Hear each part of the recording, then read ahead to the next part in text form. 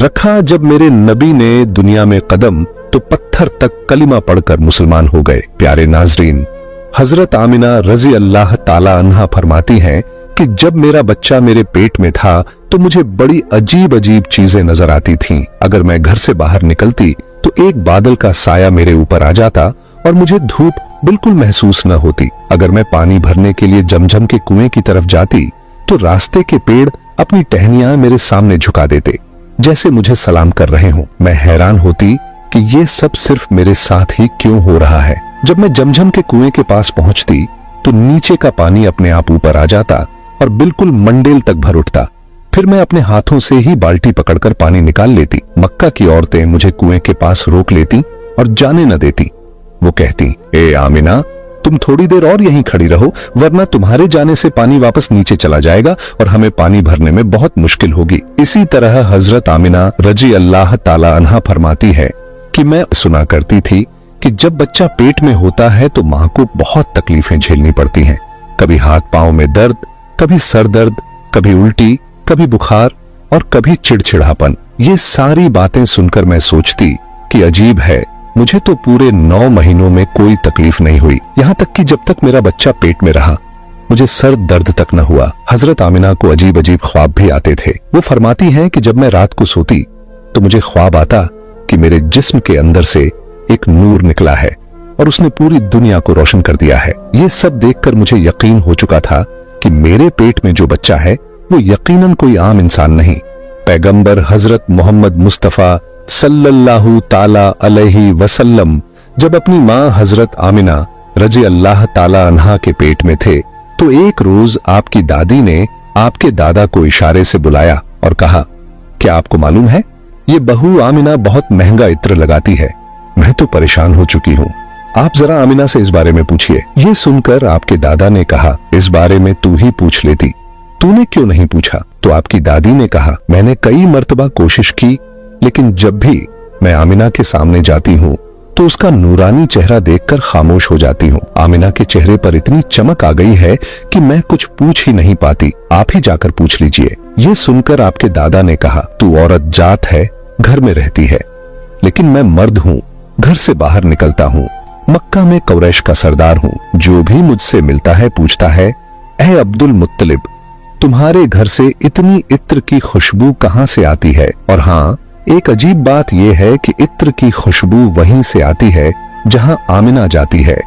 अगर आमिना रसोई में जाती है तो खुशबू वहीं से आती है, अगर गुसलखाने में जाती है तो खुशबू वहीं से आती है, अगर बैठकी में जाती है तो खुशबू वहीं से आती है। और ये कोई मामूली इत्र नहीं है, न इराक का न मिस्र का, ये तो कोई खास ही इत्र है। इसके बाद आपके दादा हजरत अब्दुल मुत्तलिब ने हिम्मत की और आमिना को बुलाकर कहा, बेटी आमिना, तुझे पता है मैं कुरैश का सरदार हूँ, खाना ए काबा का मुतवल्ली हूँ, बड़ी इज्जत वाला हूँ। जहां भी जाता हूँ लोग पूछते हैं, ए अब्दुल मुत्तलिब, तेरे घर से इत्र की खुशबू कहाँ से आती है? बेटी, मैं तो इत्र नहीं लगाता, तेरी माँ भी इत्र नहीं लगाती, तू ये इत्र कहाँ से लाती है? ये सुनकर हजरत आमिना की आंखों में आंसू आ गए और वो बोली, अब्बा जान, मैं आपको क्या बताऊं, मैंने सारी जिंदगी कभी कोई इत्र नहीं लगाया, मुझे अच्छे और बुरे इत्र की पहचान भी नहीं, मैंने आज तक किसी इत्र वाले से इत्र नहीं खरीदा। मगर अब्बा जान, मैं आपको एक राज की बात बताती हूं। फिर हजरत आमिना ने अपने पेट पर हाथ रखा और कहा, अब्बा जान, ये सब इस आने वाले मेहमान की बरकत है, आपने तो सिर्फ खुशबू महसूस की है, अगर मैं आपको और बातें बता दूं तो आप मुझे दीवानी कहेंगे। ये सूरज कई बार मुझे सलाम करता है, ये चांद कई बार मुझे सलाम करता है, और यही नहीं, जब मैं सोती हूं तो ऐसी ऐसी औरतें मेरे सामने खड़ी होती हैं जिन्हें न मैंने कभी देखा और न आपने। वो औरतें मेरे ऊपर हवा करती हैं। हुजूर सल्लल्लाहु अलैहि वसल्लम के दादा हजरत अब्दुल मुत्तलिब दिन रात काबे के पास जाकर काबे का गिलाफ पकड़कर रो रो कर दुआ करते, या अल्लाह, मेरा बेटा अब्दुल्लाह इस दुनिया में नहीं रहा, मगर उसके घर एक बच्चे की पैदाइश होने वाली है। या अल्लाह, इस बच्चे की हिफाजत फरमा और मेरे अब्दुल्लाह की नस्ल बाकी रखना। हुजूर सल्लल्लाहु अलैहि वसल्लम के सारे चाचा इसी इंतजार में रहते थे कि उनके भाई अब्दुल्लाह के घर बच्चा कब पैदा होगा। यहूदियों की किताब तौरात में लिखा हुआ था कि जब आखिरी नबी आने वाले होंगे तो उनकी पैदाइश से 10 दिन पहले आसमान पर एक लाल सितारा चमकेगा। जब हुजूर सल्लल्लाहु अलैहि वसल्लम की पैदाइश में 10 दिन बाकी थे तो आसमान पर वही लाल सितारा निकल आया। उसे देखकर यहूदियों में खलबली मच गई। उनके आलिम ने सब यहूदियों को जमा किया और कहा, देखो आसमान पर लाल सितारा चमक रहा है, इसका मतलब है कि आखिरी नबी आने वाले हैं। जाओ और मालूम करो कि इस वक्त मदीना मुनव्वरा में किसके यहां लड़के की पैदाइश में 10 दिन बाकी हैं। यहूदी मदीने गए और मालूम किया तो बहुत सी औरतें हमल से थीं, मगर किसी का वक्त करीब नहीं आया था। किसी के 2 महीने बाकी थे, किसी के 4। वो आलिम के पास लौटे और कहा कि मदीने में ऐसा कोई बच्चा अभी पैदा होने वाला नहीं। आलिम ने जवाब दिया, अब मक्का जाकर देखो। सारे यहूदी मक्का पहुंचे और मालूम किया कि वहां किन घरों में पैदाइश होने वाली है। लोगों ने बताया, हाँ, यहां मक्का में 5 औरतें हैं जिनके यहां बच्चा होने वाला है। यहूदियों ने कहा, नहीं, हमें ऐसे बच्चे की पैदाइश की खबर चाहिए जिसका बाप पहले ही इंतकाल कर चुका हो।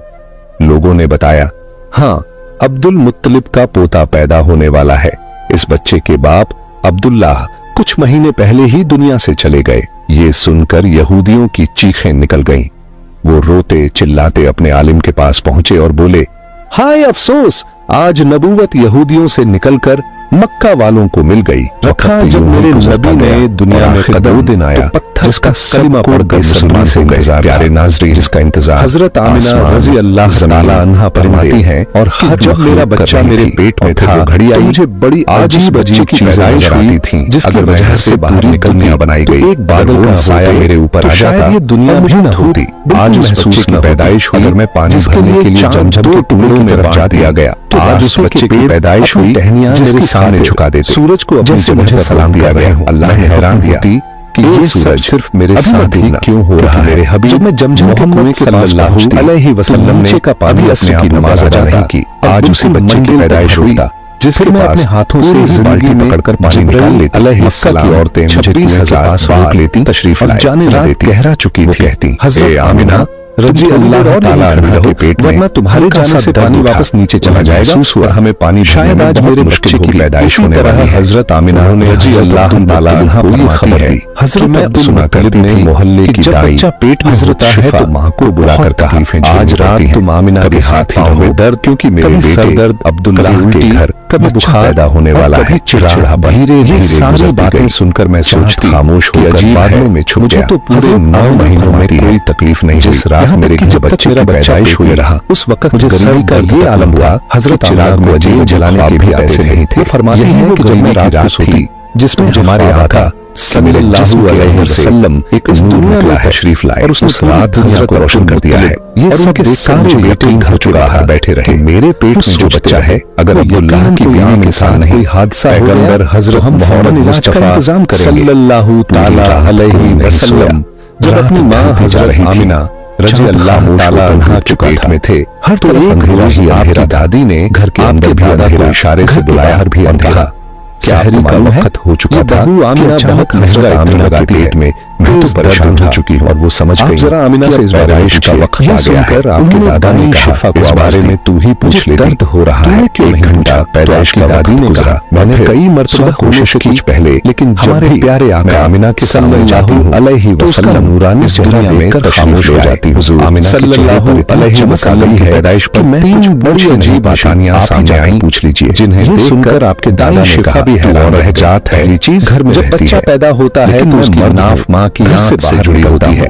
मगर हमारे सरदार सल्लल्लाहु अलैहि वसल्लम की नाफ मां की आंख से बिल्कुल अलग थी। तुम्हारे घर से इतनी जब बच्चा पैदा होता है तो उसके साथ बहुत गंदगी निकलती है। अजीब बात यह है, हमारे आका सल्लल्लाहु अलैहि वसल्लम जब पैदा हुए, आमिना जाती है, नजाकत आमिना रसूल में जाती है तो खुशबू वहीं से आती है। जब लड़का पैदा होने है तो उसका खतना नहीं वहीं से आती है, लेकिन हमारे प्यारे आका सल्लल्लाहु अलैहि वसल्लम का खतना और ये माँ के पेट के अंदर ही हो चुका था। नए दुनिया में आपका खतना नहीं किया गया, कोई खास ही। ये 3 बातें देखने के बाद दाई शादा घबरा गई। हजरत अब्दुल मुत्तलिब ने हिम्मत रज़ी अल्लाह तआला अन्हा को बुलाकर कहा, ए आमिना, आमिना, मैंने अपनी सारी जिंदगी में ऐसा बच्चा नहीं देखा। खाना काबा का हुजूर सल्लल्लाहु अलैहि वसल्लम को जहां भी जाता हूं लोग पूछते हैं। तरफ जमीन पर लिटा लिया। जैसे ही उन्होंने लिटाया, खुशबू कहां से आती है? नबी करीम सल्लल्लाहु अलैहि वसल्लम ने अचानक करवट बदली। माँ भी उठ नहीं लगाती कर सीधे सज्जे में चली है।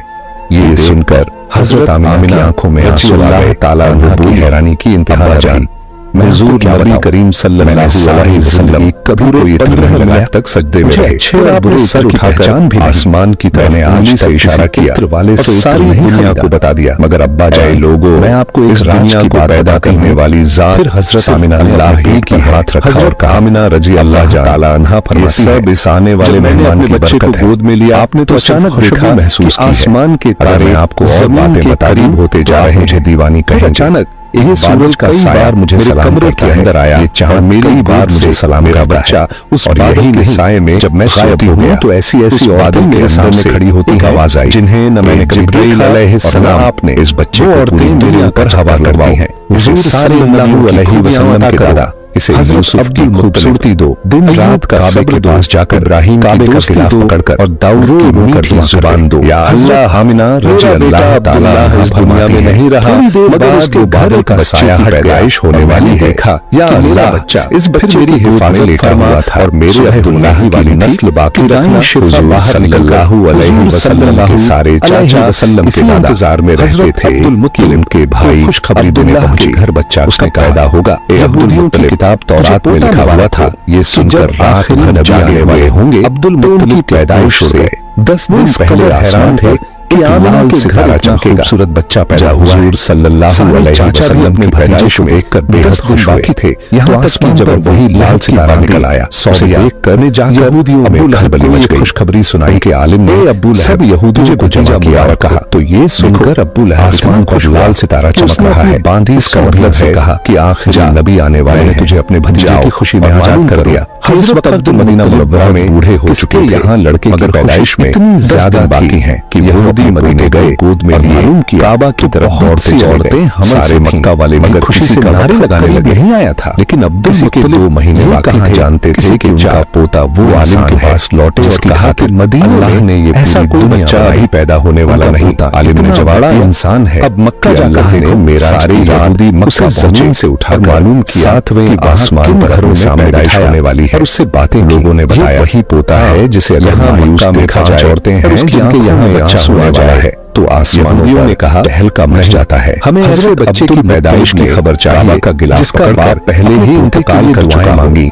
और लोगों ने बताया नाम रखा, हाँ मोहम्मद मुत्तलिब का पोता पैदा होने वाला है। वो इंसान के बाप बहुत ज्यादा तारीफ की जाए। महीने नाम दुनिया से चले गए वाले कहने सुनकर यहूदी अब्दुल चीखें निकल गई। ये कैसा अजीब सा नाम? अपने आलिम के पास पहुंचे और बोले, हमने तो आज तक ऐसा नाम नहीं सुना। आज मगर अब्दुल यहूदियों से जानते थे कि ये बच्चा एक दिन इतनी शान पाए गुजरता गया, लोग उसके पीछे चले गया। एक बार हुजूर अकरम सल्लल्लाहु अलैहि वसल्लम मदीने में अपने सहाबा कराम के साथ बैठे हुए थे, तभी आपके चाचा हजरत अब्बास रज़ी अल्लाह ताला अन्हु आज उसने फरमाया, पैदाइश अल्लाह के रसूल की वजह से बचपन ही से बनाई गई कि आप बड़े न होते बहुत बड़े इंसान बनेंगे न होते। हुजूर सल्लल्लाहु अलैहि वसल्लम ने पूछा, जिसके लिए चांद 2 टुकड़ों में बांट दिया गया, आज उस बच्चे की पैदाइश अल्लाह ताला ने जवाब दिया, सूरज अल्लाह के रसूल रोक दिया गया। जब आप सिर्फ 2 महीने के थे, ये सूरज एक रात मैंने आपको देखा, क्योंकि मेरे हबीब पर मोहम्मद